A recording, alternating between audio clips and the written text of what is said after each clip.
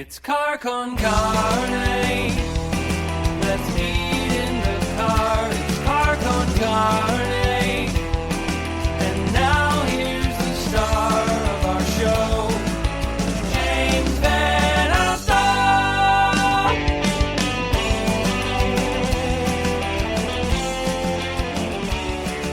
This right here is Car con Carne. Car con Carne is a Q101 podcast. I'm James Van Alstyne. Car con Carne, sponsored by Easy Automation. Are you looking to transform your home, office, or business into a smart, seamlessly connected space?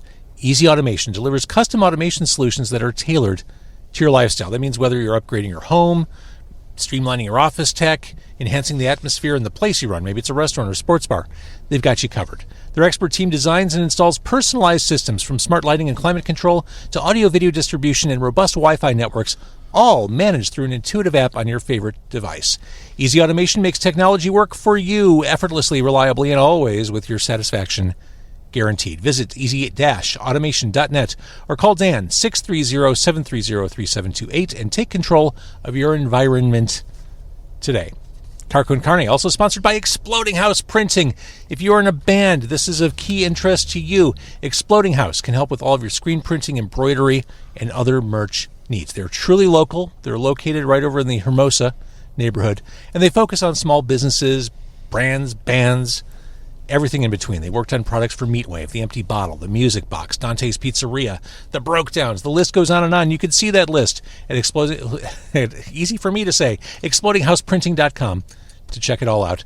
Jonathan, he's the guy who runs Exploding House, and he's been doing this for literal decades. He knows what he's doing. He's got this stuff down. Besides his technical expertise, he delivers production efficiency and cost awareness to offer boutique print shop quality at much lower large print shop prices. Check out their work on Instagram at Exploding House, or go to their website or email info@explodinghouseprinting.com to get a quote. That's a lot. Thank you for sticking with me. You're welcome. So I'm joined by Venus Club. They are a dark wave Chicago band I absolutely adore.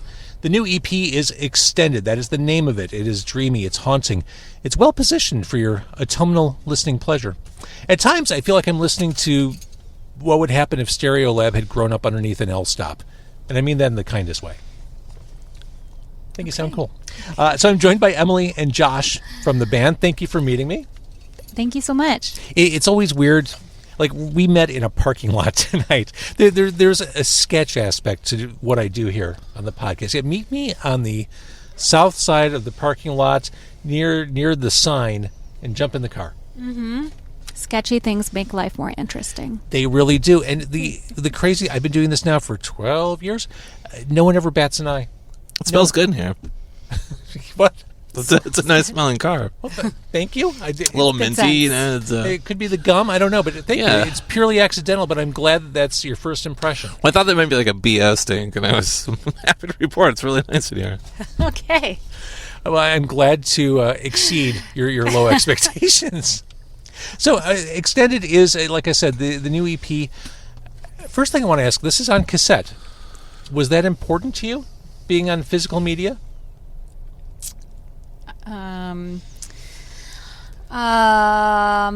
didn't expect a pause. Physical media. I don't know. I mean, I feel our last record was also on cassette. I think that cassette is kind of like a reference to the past and just sort of like a DIY sensibility. It's also like easier to do than like pressing a record. Nobody likes CDs anymore, although who knows? They'll probably come back with Gen Z. I'm not really sure. I think that's in the works. I think that Even train though they were crappy. is moving. Yeah. I'm looking forward to it. Are you really? I love CDs. Well, right now you can buy them used for like $1 a piece. I know. Even $1? Aren't they just free everywhere? No. Well, Yard sales, aren't they just free? I went to Reckless a couple months ago, and I'm like, oh, maybe I could pick up a couple cheap CDs, and they're like $4 or $5. So it depends on where you're going.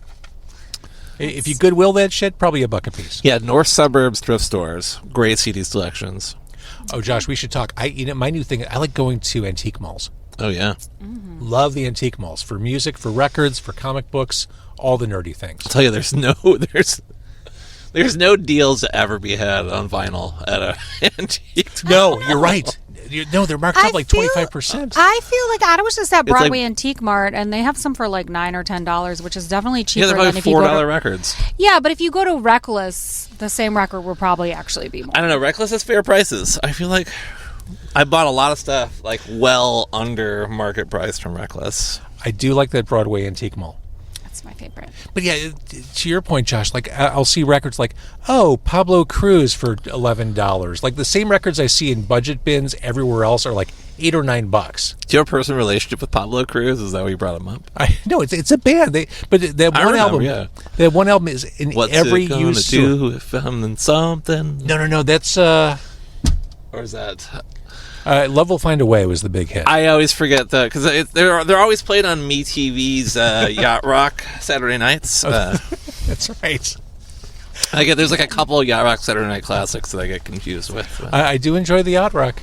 Pablo Cruz talk is I don't like the name. making me a little hot. I'm with the Steely Dan guy on that. Fuck the Yacht Rock word, but I enjoyed the documentary too. That was so good. It was so good. Sorry, so you're on cassette. Sorry. All of a sudden, I heard antique and thrift and took things in a strange direction. I apologize for that. I think with the band right now, like you kind of like no one's really making any money. This is all a volunteer operation. You kind of need to sell something to someone. Yes. So the easiest thing for them to take home is a cassette. They might not listen to it. It might sit around. They could usually get like a Bandcamp code with it too. So it's a nice. It beats the for a while there everyone was trying to sell like the USB sticks, which Right. like was always Didn't kind of really annoying. take off. No, I agree. I totally agree. Even if you don't have a cassette deck, which is plausible, it's a fun little thing to have. Yeah, And, you still get that aesthetic yeah, representation. it feels there. collectible. Mm-hmm. It feels like you have something. Hey, if this band becomes the next Radiohead, I'm going to be a millionaire with this cassette. Yeah. The collectibility there. Yeah, And 16-dollionaire.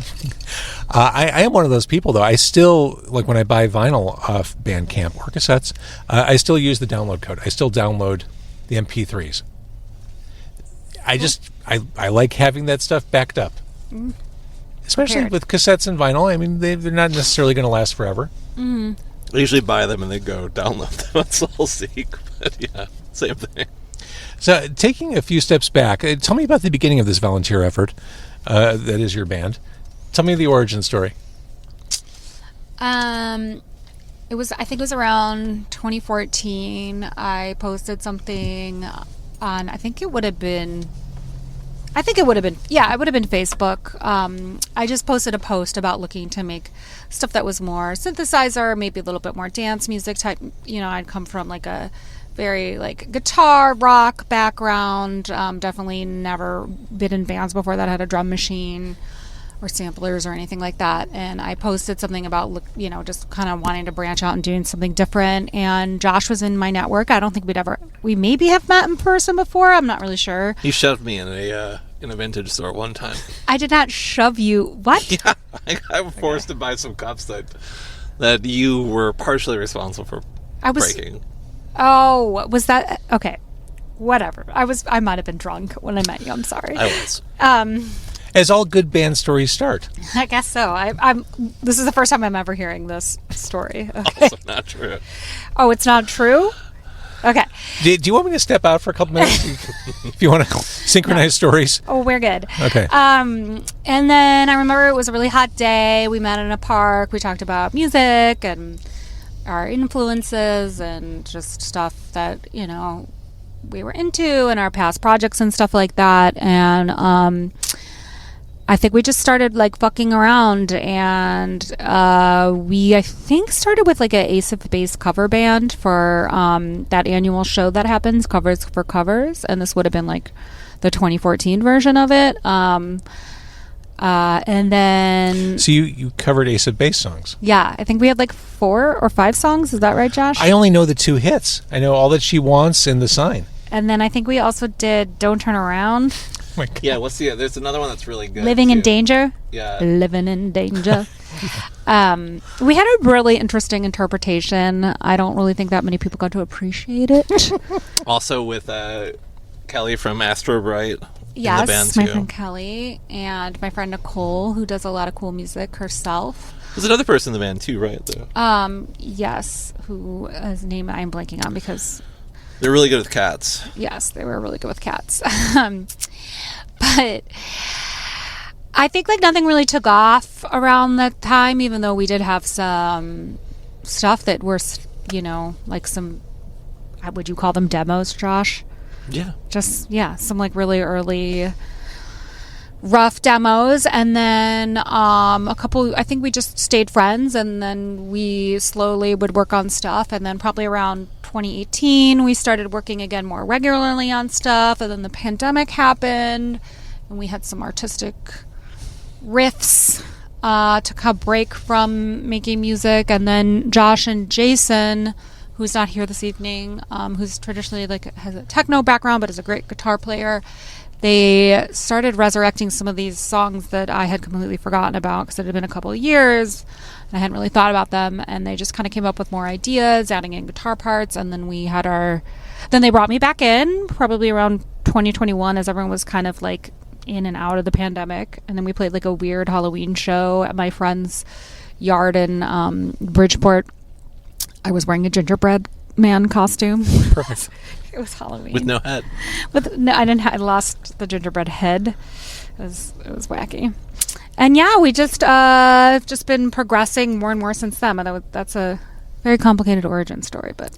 And the MIA Jason tonight, he records and produces the band? No, I mean he does most of the mixing and mastering of the band. Okay. Jason and I kind of share the recording capacity, and then Emily and I kind of produce the stuff ourselves together. Got it. So we all kind of like have a different sort of hand in it. Like most of the songs start off with ideas that either Emily and I are working on and are kind of like fleshed out, and then usually we get to a place where there's like a sense where Emily could like kind of live in and sing on top, and then we bring in Jason to kind of fill out the kind of the melody parts and things like that and see where they can actually really go. Then we kind of meet back and go over them again. And then once we're ready to record, they usually go through a process of, we all kind of get together, listen to the back, play over them a couple. It's a long process. But Jason is the one that does all the mixing and mastering for us. Got it. Excellent mixing. Jason Lekowitz, excellent mixing and mastering pro for your commercial needs. So let's talk a little bit about Extended, the new 4-song EP. Can we go song by song? For sure. Sour Mix. This is, I love, I talk about this all the time. I'm a big fan of album sequencing, and that goes for even 4-song EPs. I love a good slow burner to open things up. Yeah. To me, you either got to do that slow burn or you just have to go 4 on the floor out of the gate. And I think this was an appropriate way to start the EP off. Thanks. Yeah, I'll let Josh talk about this because it was like him and Jason's idea to like start, because the live version is different, obviously. So. Yeah, we actually found our way into like a really I left the loop on as we were recording, and it just kept going through a piece of his guitar that he was playing over, and we kind of built the kind of extended intro out from that. But the live usually just starts with the drums. The drums kind of bang in on that like little beat, and then we all click in together. And then Perk Canyon? Perk? Yeah. Okay. Short for? These are Josh's weird names that he's just trying to save shit on his hard drive, and he comes up with. You got to answer that one, Josh. It was an alliteration between something I can't remember, because usually I'll look at something and I'll try to find different ways to spell something that sounds, and I think it started off as like pork chop something or another, and then it just made its way to Perk Canyon. I know Perk was pork, but I don't remember the rest of it. You just missed an authentic Chicago rat walking by. Oh. I hope it doesn't get run over by a car on Western Avenue. To be clear, that is not a scab rat for Pete's Fresh Market, which... No, this is an authentic... hopefully. Of the Rodentia species. Oh, there he goes. Oh, he's so busy. He's got a lot going on. So Perk Canyon, this song I feel like leans on the bass and drums, which I love. And on its own, the bass seems almost cheery on this song, which maybe you're not going for cheery vibes overall, but that's the way I felt. If you were to isolate that track, it has kind of a cheery feel to it. Yeah, I think a lot of these songs were kind of born out of us playing live more than we kind of worked on. Emily and I worked together on songs for so long, and we had this idea that they would all be kind of like a little bit more atmospheric, a lot of kind of there's a word I'm looking for, I'm not grabbing, vampy kind of long songs. Oh, vampy? No, kind of more like torch songs sort of stuff. Okay. And that's a lot of the sort of stuff that ended up on our first album is that way. So this is sort of the things that are kind of left over and worked around it. So, we didn't have that many upbeat songs to play, so we're trying to build out more stuff to play live. And the guitar in that song almost has a mind of its own. Oh, yeah. As everything else it's my favorite guitar part of anything right now. Just there's like one little section great. where it comes in, where it was like a scratch recording guitar that we had to like argue about but keep into the actual record because I think it sounds great. And then there's White Hair, and the synths pull you in right from the start on this. Yeah, I think that song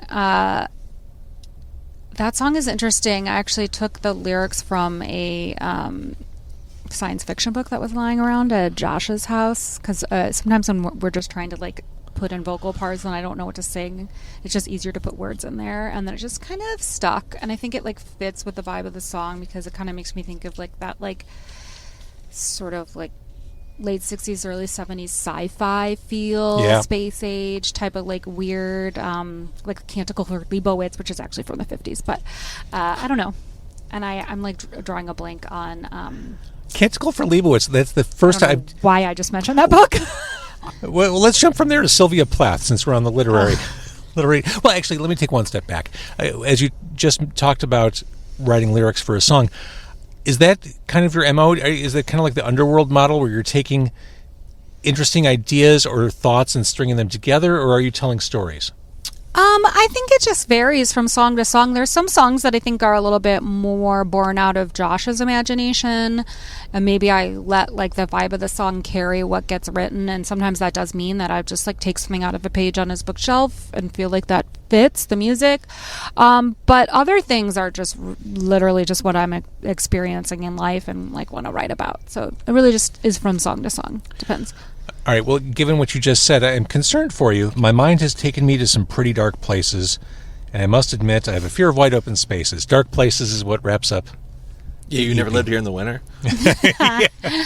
Fair point. The Chicago becomes a pretty dark place. That's when bands are super productive. That's woodshedding time. Mm-hmm. That's when you master your craft instead of going outside into the cold, dark tundra.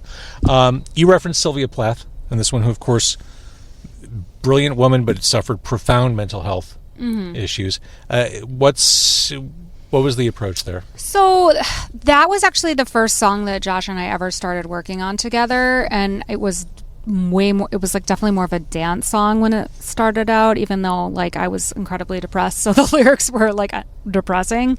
I think I had just lost a job. Josh had just, I also think, lost a job. It was just like not a good time in my life. This was like 12 years ago. Honestly, it was so long ago.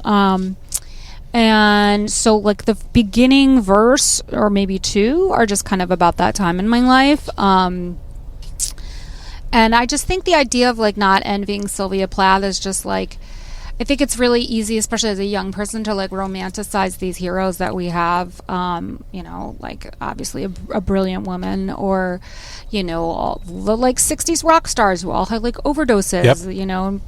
And like the punks were all doing heroin. And I think when you're younger, like you don't understand the like, I don't think you maybe value life as much, and you don't understand the like gravity of following, of like wanting to be like these people that you might see are your heroes. And I think it's just kind of like this resistance to lean into a self-destructive way of thinking, if that makes any sense, and to just kind of sense. Like, try to stay grounded and appreciate like what you do have. And I don't want to stick my head in an oven. So it turns out tragedy is actually tragic. Yeah.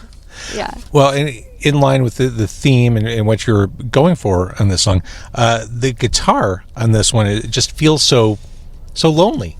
On this one, it feels very haunting on this track in particular. So I think you captured. We spent a lot of time on that. 12 years. That song. Yeah. Well, the guitar on that, it really took a lot of time to. evolve. And I mean, I'm so proud of the work that we put into that sort of version of it. But Jason isn't here to speak of all the different versions of guitar he put together. And I'm, it's I think this song was like when Jason joined the band, he joined quite a bit later than Emilie and I have been working on stuff. So we never really thought about guitar being in the band. So it was a little bit hard to Interesting. Push guitar into stuff. So we had to kind of. This was, I think, one of the songs we worked the hardest on, trying to figure out where guitar fits into our music. And then it was kind of left on the wayside for 3 or 4 years until we kind of picked it up again recently for this EP.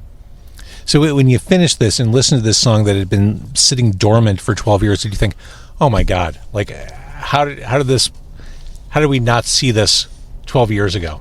Well, Emily's lyrics have always been really strong in that, her performance. So it was kind of, we always wanted to preserve it, we just couldn't figure out the rest of it.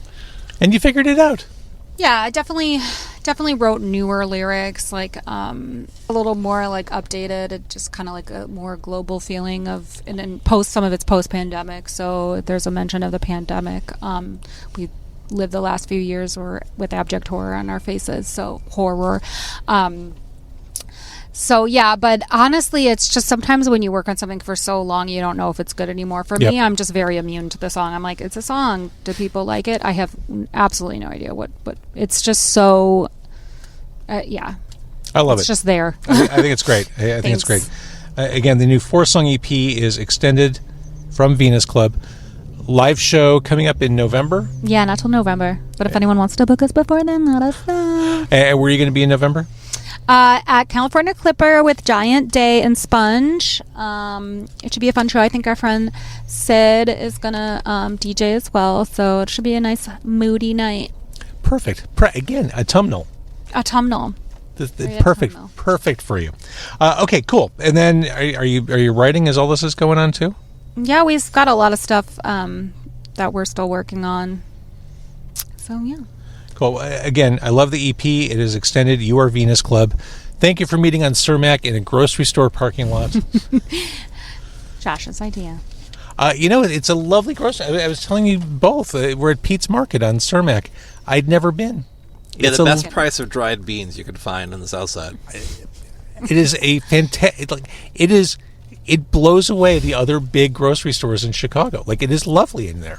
It's really the produce display on the one on Western is a little bit nicer, but it's sponsored by Pete's as well. Too hard. It is. There's a taqueria in there, and they've got all the things. Even their liquor store looks lovely in there. But I digress. Thank you for doing this. Thank you so much. We had fun.